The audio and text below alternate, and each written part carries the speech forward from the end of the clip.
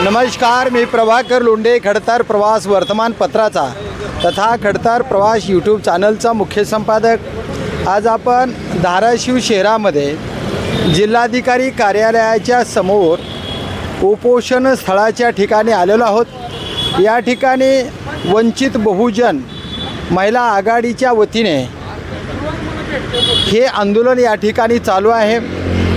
हा विषय असा आहे की डॉक्टर बाबासाहेब आंबेडकर सहकारी साखर कारखाना केशेगाव या ठिकाणी जी कामगारावर अन्याय होतो आहे, त्या अन्यायाला वाचा फोडण्यासाठी एक तेथील कर्मचारी सर्वसामान्य माणसाला न्याय मिळाला पाहिजे आणि कामाचा दाम योग्य प्रमाणात मिळाला पाहिजे असा उठाव केला की ज्या डॉक्टर बाबासाहेब आंबेडकरांनी समानतेचा संदेश दिला आणि कामाचा दाम योग्य वेळेत मिळावा असा संदेश राज्यघटनेच्या माध्यमातून सर्वसामान्य माणसापर्यंत पोहोचवण्याचं काम डॉक्टर बाबासाहेब आंबेडकरांनी केलं। आणि त्याच बाबासाहेब आंबेडकरांच्या नावावर कारखाना आहे, तिथंच कसा अन्याय होतो आहे ते आपण या ठिकाणी जाणून घेणार आहेत। आपल्यासोबत आहेत अन्यायग्रस्त कर्मचारी, नेमकं काय त्यांच्याविषयी झाले ते आपण विचारूया। साहेब, खडतर प्रवास यूट्यूब चॅनलमध्ये आपलं स्वागत आहे। नमस्कार आणि धन्यवाद खडतर प्रवासचा। डॉक्टर बाबासाहेब आंबेडकरांनी देशांना राज्यघटना दिली आणि त्या राज्यघटनेच्या माध्यमातून सर्व माणसांना समान न्याय देण्याचं काम केलं। कामाचा दाम त्या पट्टीमध्ये मिळावा असाही कायदा केला। पण तुम्ही काम करून जर तुमच्यावर अन्याय होत असेल तर तुम्ही उठाव का करू नये हे झाली ते सर्वसामान्य माणसावर अन्याय होतो। काही माणसं काम सोडून कंटाळून बी गेले असं निवेदनात आहे आणि त्यांनासुद्धा न्याय मागण्याचा तुम्ही प्रयत्न केला। जे कामगार कंटाळून सोडून गेलेत त्यांचा आर्थिक मोबदलाही आता पण कारखान्याने कोणाचा दिलेला नाही। जे अधिकाऱ्यांचे संबंधित अधिकारी आहेत त्यांच्या जवळचे पाहुणे रावळे आहेत, फक्त त्यांचा आता मोबदला बी मिळतो। बाकीचे इतर सामान्य कामगार आहेत आणि ज्यांचा अधिकाऱ्याशी कसलाही संबंध नाही, त्या कामगारांचा मोबदला आर्थिक मोबदला कसलाही दिला जात नाही।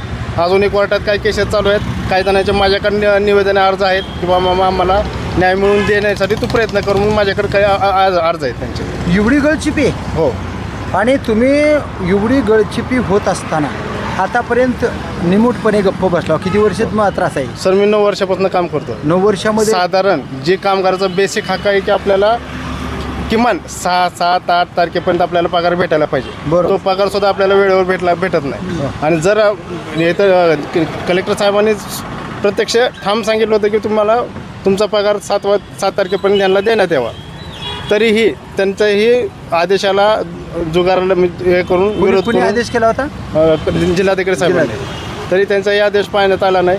त्यांनी ठाम मला मी कलेक्टर साहेबांना स्पष्ट सांगितलं होतं की ज्यावेळेस कामगाराच्या मागण्या मागायला कोण प्रयत्न करतो तर त्याला जाणून बुजून टार्गेट करायला चालू करतात। तर कलेक्टर साहेबांनी स्पष्ट सांगितलं होतं की कोणत्याही कामगाराला इथून पुढे टार्गेट करण्यात येऊ नये असं सांगितलं होतं कलेक्टर। स्पष्ट सांगितलं होतं। कलेक्टरच्या आदेशाला कैराची टोपी हो, आणि मला निलंबित करण्यात आलं। बरं, आज कारखान्याचा जो चेअरमन आहे हो, तो एवढा इमानदार एवढा प्रामाणिक आहे असा गवगव आहे पूर्ण महाराष्ट्रामध्ये।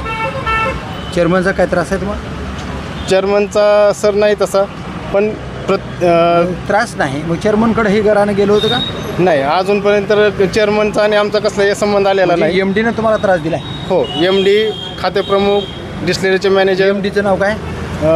डाके साहेब आहेत। डाके साहेब। मी ज्यावेळेस कारखान्याच्या गेटला बातमी केली होती हो, त्यावेळेस सुद्धा डाकेच होते ना? हो हो, है ना? हो। हे अहमदाबादचे का काही ऊसतोड कामगारांची जप्त केली होती त्यांनी, मुकदम सोडला आणि कामगारांना अटक केलं होतं। गोड बोलणं, आश्वासनं देणं याच्याशिवाय तिथले प्रशासकीय अधिकारी दुसरं कोणतंही काम करत नाही। आणि कामगारांचा एवढा दबाव आहे, कामगारांना एवढा दबाव आहे की कामगार स्वतःच्या मागण्या मागायला, हक्काच्या मागण्या मागायला पण समोर यायची त्याला भीती वाटते की मला कामगार आहे असं। हंगामी कामगार 200-250 आहेत, कायम कामगार 250 आहेत। अन्यायग्रस्त सर 300-400च्या आसपास आहेत कामगार। 300-400 माणसावर अन्याय होतोय? हो सर, जे कामगार मजूर आहेत त्यांना तर फक्त महिन्यातनं 24 दिवस भरले जातात, फक्त 24 दिवसाचा पगार भेटतो। जर त्यांनी कामावर आले नाही तर त्यांना सुट्टीचा पगार भेटला नाही। साधारणपणे किती पगार आहे तुम्हाला? मी हंगामी आहे, मला 25,000 रुपये पगार। 25? किती दिवस झाला पगार निघाला नाही तुमचा? मी 9 वर्षापासून आहे, 14,000 सुरुवात चालते. पण मला अनुभव डिस्लेरी केमिस्टचा होता, डिस्लेरी असिस्टंट ऑपरेटरचा होता. तर मला अजून बी हुद्दा तोच आहे आणि मला काम सगळं सध्या वेगळं दिलं जातं आहे. बरं नाही हे पगार तुमचा किती दिवस रोखला आहे ह्या सगळ्या कामगाराचा, ज्यांना काढून टाकलं आहे, ज्याने काम सोडून निघून गेलेत, या किती लोकांचा जस्ट आता मला निलंबित केलं आहे. माझा पगार सध्या क्लिअर आहे. म्हणजे मला मेमध्ये निलंबित केलं, मेचा पगार मला जूनमध्ये भेटलेला आहे. कंटिन्यू 2 महिने तर यांचा पगार थकीत असतोच कंपल्सरी. बाकीचे काम सोडून गेलेच. हां गेले त्यांचा कसलाही त्यांना आतापर्यंत आर्थिक मोबदल्याला भेटलेलं नाही त्यांना. मग त्यांना भेटावं अशी मागणी आहे का तुमची आता? भेटायला पाहिजे. मी 27 मागण्यामध्ये त्यांचा केलेला आहे उल्लेख. उपासमार होते त्यांची सध्या? हो सर होते ना, उपासमार होते सर. आणि एक भीती असते, जर आपण ह्या कारखान्याच्या विरोधात जर काय केलं आणि ह्याने जर पुढे जाऊन जर पुढच्या कारखान्याला जसं सांगितलं की बाबा ह्याने आमच्या विरोधात असं केलं, तर तिथं बी त्यांना काम मिळेल? तर तिथं काम मिळणार नाही ही भीती त्यांना कायम आहे. ही तुम्हाला बी भीती आहे की? मग आहे ना सर, हे काय काम सोडून दिल्यासारखंच काम चालू झालं. आता तुम्हाला कामावर घेतील अशी काय गॅरंटी आहे का? कलेक्टरचा जर आदेश धुडकावला आहे तर पुन्हा कामावर घेतील अशी काय गॅरंटी आहे का? 4 दिवस झाले कारखान्यानं आतापर्यंत मागणी पूर्ण करण्यासाठी थोडाही प्रयत्न केलेला नाही. याच्यावरून मला वाटत नाही की त्यांच्यामध्ये कामगाराप्रती थोडं पण काही एक सहानुभूती पण असेल असं मला तर नाही वाटत. डॉक्टर बाबासाहेब आंबेडकरांच्या नावाची बदनामी ती कारखाना करतोय का? काय वाटतं तुम्हाला? कारण त्यांच्या विचाराची पूर्ण विटंबना चालू आहे साहेब. करेक्ट ना? हो. आता काय मागणी आहे तुमची? माझं स्पष्ट म्हणणं आहे, कामगाराच्या सर्व मागण्या मान्य कराव्या. माझं निलंबित जे आहे माघार घ्यावं. माझं आतापर्यंत जे कारखान्यानं जाणून बुजून नुकसान केलेलं आहे ते नुकसान मला नुकसान भरपाईच्या स्वरूपात मला परत मिळवून द्यावं. काय नाव आहे तुमचं? सुधीर मधुकर वाघमारे सर. हे आहेत सुधीर मधुकर वाघमारे सर. माफक अपेक्षा आहे काम करणाऱ्या कामगारांना वेळेवर दाम द्यावा, सन्मानाची वागणूक द्यावी आणि या सर्व कामगारांना पुन्हा अजून सामावून करून घ्यावं, माझं निलंबन माघारी घ्यावं आणि प्रत्येक कर्मचाऱ्याला न्याय द्यावा अशीच मागणी यांची आहे. तर बघूया जिल्हाधिकारी साहेब या कामाकडे कसे बघतात. कारण कलेक्टर साहेब तुमचंसुद्धा पत्र या MDनं मान्य केलं नाही, त्या पत्राला केराची टोपली दाखवली. एवढा मगरुरी आणि घमेंडी MD आहे, त्याच्यावर योग्य ती कारवाई करावी.